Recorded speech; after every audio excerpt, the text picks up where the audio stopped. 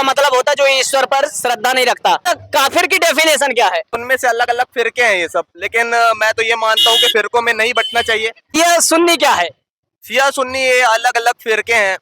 मतलब ये फिरका है जिसको बहुत सारे ऐसा बताया गया, हमारे उसमें पहले से ऐसा लिखा है कि यहाँ 72 या 73 फिरके होंगे, तो उनमें से अलग अलग फिरके हैं ये सब। लेकिन मैं तो ये मानता हूँ कि फिरकों में नहीं बंटना चाहिए, एक होके रहना चाहिए।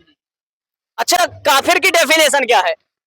काफिर की डेफिनेशन, अब स्पेसिफिक एक डेफिनेशन तो मेरे को भी नहीं पता है। हाँ। अच्छा, नहीं कुछ लोग जैसे कहते हैं कि काफिर काफिर का मतलब होता है जो ईश्वर पर श्रद्धा नहीं रखता। कुछ लोग कहते हैं काफिर वो लोग होते हैं जो मूर्ति पूजक होते हैं और उनकी हत्या के लिए कुरान में ऐसा कुछ आया है।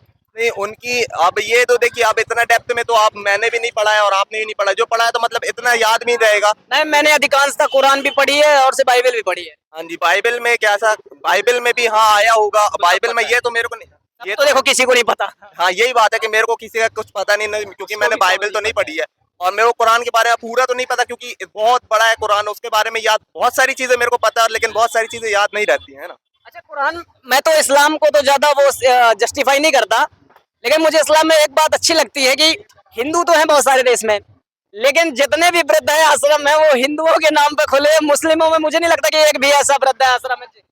ये बहुत अच्छी चीज है कि मतलब इस्लाम में जो बुजुर्ग होते हैं उनको बाहर नहीं जाने देते। ये मुझे, आप क्या किस दृष्टि से इसको देखते हैं? अब यहाँ तो, अब मैं तो इतना देखो, अब मेरे को तो इंडिया के बारे में ये क्या कहते हैं कि वृद्धाश्रम के बारे में नहीं पता, अगर, लेकिन ये हो सकता है कि यहाँ ज्यादा पॉपुलेशन हिंदू की है शायद इसलिए, या इस्लाम में ऐसा हो सकता है। देखो, क्योंकि किसी कोई धर्म नहीं सिखाता कि अपने माँ बाप को बाहर आप भेजो, क्या बात है। घर से बाहर भेजो, है ना, कोई धर्म नहीं सिखाता ना। नहीं नहीं। अब आप समझ सकते हैं।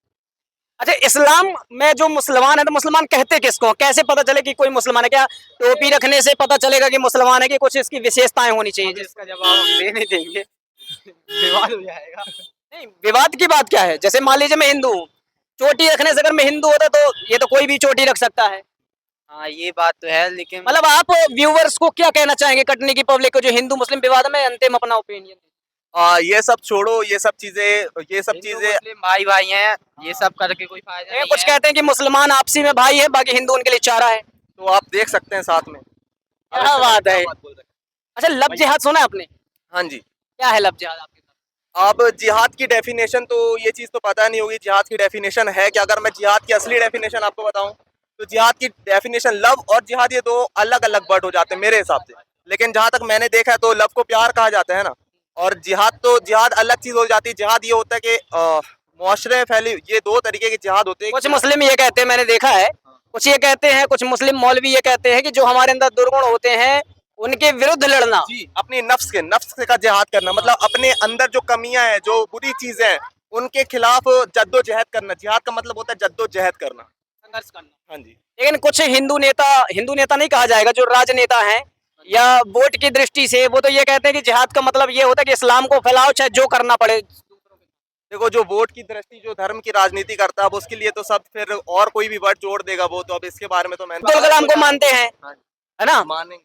मानते हैं हम, क्योंकि वो राष्ट्र के लिए बहुत अच्छा था। ये आपका अब्दुल हमीद भी थे, वो भी बढ़िया थे। लेकिन जो बाबर इस देश में आया, कत्लो गारत किया यहाँ पर, चाहे जिसके साथ करे, तो वो तो गलत है ना सर उसे तो। अब मैंने तो उसके बारे में इतना पढ़ा नहीं है, बाबर के बारे में, अगर मैं पढ़ा होता तो आपको बताता। मैं आप पढ़िएगा नहीं, लोग कहेंगे कि ये देखो। नहीं, वो नहीं, मैंने उसके बारे में स्पेसिफिक उसके बारे में नहीं पढ़ा है। बाकी मैंने बहुत सारे लोगों के बारे में पढ़ा है, लेकिन उसके बारे में नहीं पढ़ा है। और मैंने राम जी के बारे में भी नहीं पढ़ा है। तो आप लोगों के बारे में तो लोग कहेंगे ये सेकुलर हिंदू है, लिबरल है।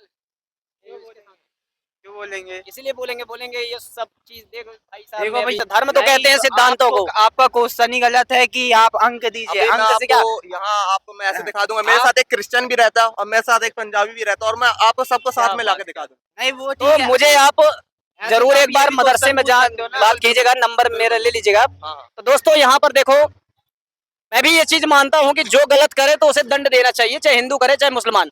लेकिन किसी मुद्दे को हिंदू और मुसलमान नहीं बनाना चाहिए। मान लीजिए किसी ने लब जिहाद किया, मुस्लिम ने किया, अगर तो दंड दो, बाकी उस एक व्यक्ति को लेकर सारे को टारगेट नहीं करना चाहिए, क्योंकि अच्छे और बुरे लोग तो सभी में होते हैं। ठीक है जी, अगर बोलो भारत माता की जय, भारत माता की। ठीक है भाई साहब, आप नंबर देना यार अपना। हाँ, मेरा